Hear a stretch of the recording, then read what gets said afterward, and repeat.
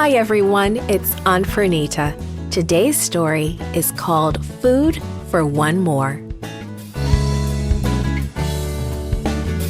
It says, "The God of all grace will himself restore you and make you strong."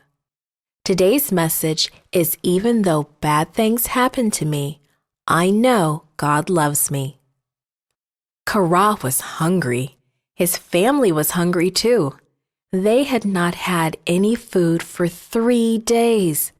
Their father had gone to try to find something, but he came back with nothing. "I'm sorry," he said.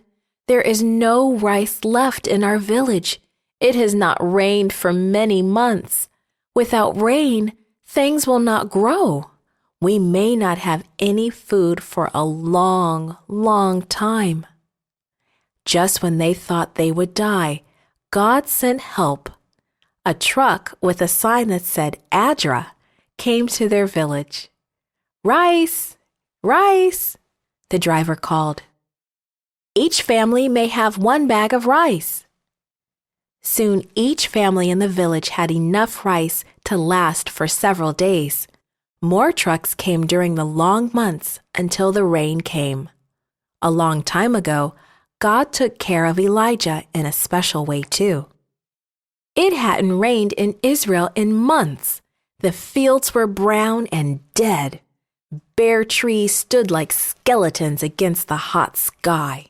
The rivers and streams had dried up. And finally, even the brook Kerith, where Elijah had been hiding from King Ahab, ran dry. But God was still caring for Elijah. "Go to Zarephath," God said. "I have told a widow there to take care of you." So Elijah left Israel and traveled more than 100 miles away to another country. There at the gate to Zarephath, a widow was gathering sticks. "Would you please bring me a little water in a jar?" Elijah asked her. "And would you please bring me some bread too?" The woman had turned to go get the water, but she stopped when Elijah asked for bread. "I don't have any bread," she said.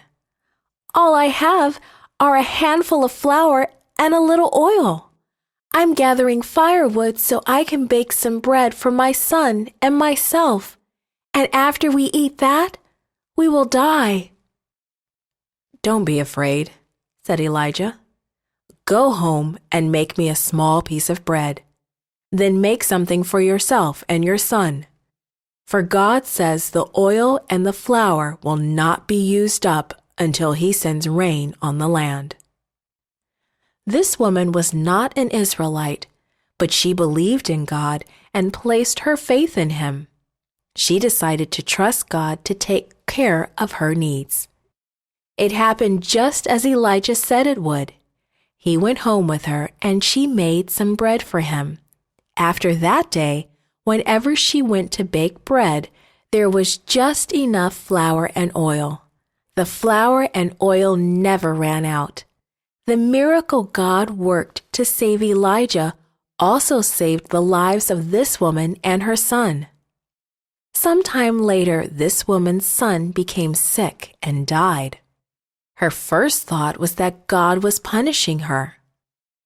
"What do you have against me?" she cried out in her sorrow. "Did you come to remind me of my sin and kill my son?" Of course, God had not caused the boy to die. God's grace brings the gift of life.